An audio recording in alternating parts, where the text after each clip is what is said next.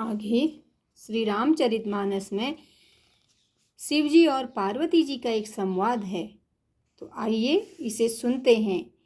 एक बार त्रेता युग में शिव जी अगस्त्य ऋषि के पास गए। उनके साथ जगत जननी माता पार्वती जी भी थी।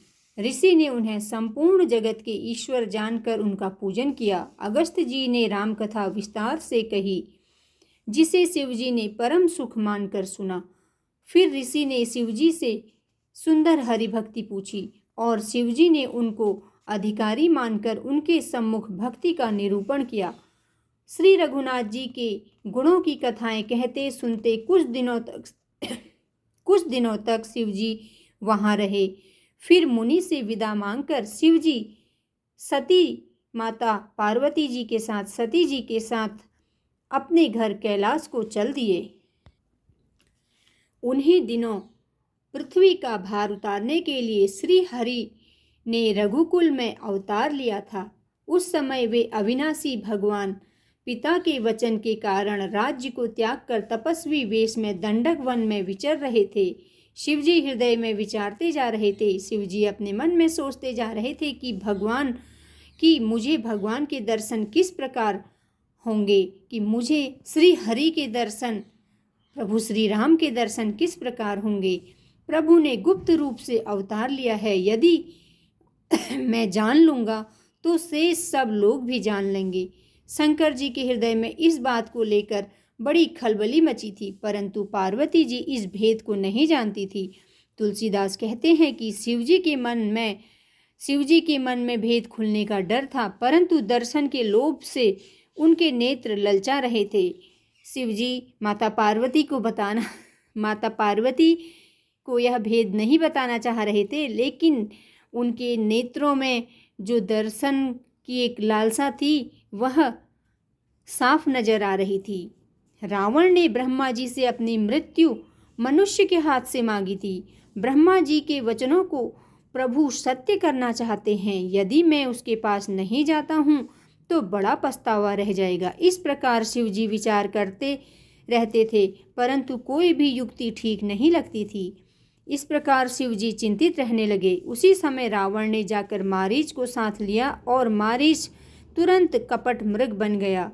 मूर्ख रावण ने छल करके सीता जी को हर लिया। उसे श्री रामचंद्र जी के वास्तविक प्रभाव का पता नहीं था। मृग को मारकर भाई लक्ष्मण सहित श्री हरि आश्रम में आए। वहां सीता जी को न पाकर नेत्रों में आंसू भर गए। तो उस समय श्री रघुनाथ जी श्री हरि भी मनुष्यों की तरह ही विरह से व्याकुल थे। तो जिस समय माता सीता का हरण हुआ था, जब श्री राम जी कुटिया में वापस आए, उन्होंने माता सीता को नहीं पाया, तो वे भी जैसे मनुष्यों की तरह ही व्याकुल थे और दोनों भाई वन में सीता जी को खोजते फिर रहे थे। जिन्हें कोई भी संयोग वियोग नहीं होता है, उनमें भी प्रत्यक्ष विरह का दुख देखा गया है।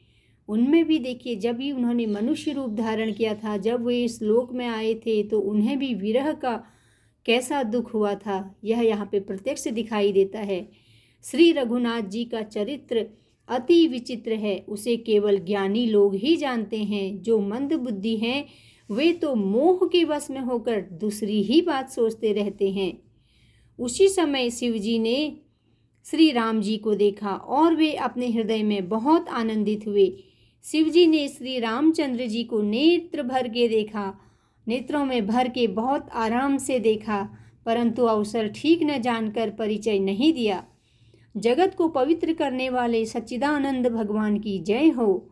इस प्रकार कहकर कामदेव का नाश करने वाले शिवजी वहां से चल दिए। शिवजी बार बार आनंद से पुलकित होते हुए सती माता के साथ चले जा रहे थे। सती ने शंकर जी की वह दशा देखी तो उनके मन में बड़ा संदेह उत्पन्न हो गया। तो माता सती ने जब शंकर भगवान जी की ऐसी स्थिति देखी तो उन्हें बहुत संदेह हुआ कि सारा जगत जिन शंकर जी की वंदना करता है, जो जगत के ईश्वर हैं, देवता मनुष्य मुनि सब जिनके प्रति सिर झुकाते हैं, उन्होंने ही एक राजपुत्र को सच्चिदानंद परम धाम कहकर प्रणाम किया है और उसकी शोभा उसकी शोभा को देखकर वे इतने प्रेम मगन हो गए कि उनके हृदय में प्रीति रोकने से भी नहीं रुकती है। तो माता पार्वती यह सोच सोच के परेशान हो गई थी। माता पार्वती के मन में ऐसे संदेह आ गया था कि शिवजी ऐसे इतने प्रेम मगन कैसे हो गए। जो ब्रह्म सर्वव्यापक, माया रहित, अजन्मा, अगोचर, इच्छा रहित और भेद रहित है तथा जिसे वेद भी नहीं जानते, क्या वह देह धारण करके मनुष्य हो सकता है। तो माता पार्वती यही सोचने लगी कि जो सर्वव्यापक हैं ब्रह्म, सर्वव्यापक ब्रह्म हैं, माया रहित हैं, अजन्मे हैं, अगोचर हैं, जिनकी कोई इच्छा नहीं है, भेद रहित हैं, जिनका भेद वेद पुराण भी नहीं जानते, क्या वह हमारे श्री हरि देह धारण करके मनुष्य हो सकते हैं। माता पार्वती यही सोच रही थी। तो शिव जी आगे उन्हें बताते हैं, देवताओं के हित के लिए मनुष्य शरीर धारण करने वाले विष्णु भगवान भी शिव जी की ही भांति सर्वज्ञ हैं। वे ज्ञान के भंडार, लक्ष्मीपति और असुरों से शत्रु भगवान विष्णु क्या अज्ञानी की भांति स्त्री को खोजेंगे। क्या वे एक नारी के मुंह में इस प्रकार अधीर हो सकते हैं। तो माता पार्वती अभी भी यही सोच रही हैं कि जो देवताओं के हित के लिए मनुष्य शरीर धारण करने वाले विष्णु भगवान शिवजी की ही भांति सर्वज्ञ हैं। जैसे शिवजी सर्वज्ञ हैं वैसे ही भगवान विष्णु भी सर्वज्ञ हैं, उन्हें भी सब कुछ पता है। वे ज्ञान के भंडार हैं, लक्ष्मीपति हैं और असुरों के शत्रु हैं। वे भगवान विष्णु क्या एक अज्ञानी की भांति अपनी स्त्री को ऐसे खोजेंगे। फिर शिव जी के वचन भी झूठे नहीं हो सकते हैं। फिर माता पार्वती आगे सोचती हैं कि लेकिन शिव जी के वचन भी ऐसे झूठे नहीं हो सकते हैं। शिव जी कभी भी असत्य वचन नहीं कह सकते हैं। सब जानते हैं कि महादेव शिव जी सर्वज्ञ हैं। सती के मन में इस प्रकार अपार संदेह पैदा हो गया। माता सती के मन में इस प्रकार से बहुत संदेह पैदा हो गया। किसी तरह भी उनके हृदय में ज्ञान का उदय नहीं हो रहा था। यद्यपि सती ने प्रकट में कुछ नहीं कहा, तथापि अंतर्यामी शिवजी सब जान गए।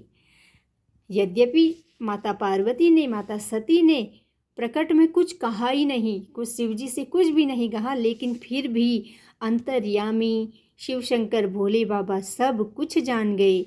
वे बोले, हे सती सुनो, स्त्री स्वभाव के कारण तुम्हें ऐसा संदेह मन में नहीं लाना चाहिए। जिनकी कथा का अगस्त्य ऋषि ने गान किया और जिनकी भक्ति मैंने मुनि को सुनाई, वही इष्टदेव श्री रघुवीर जी हैं, जिनकी सेवा मुनिजन सदा किया करते हैं।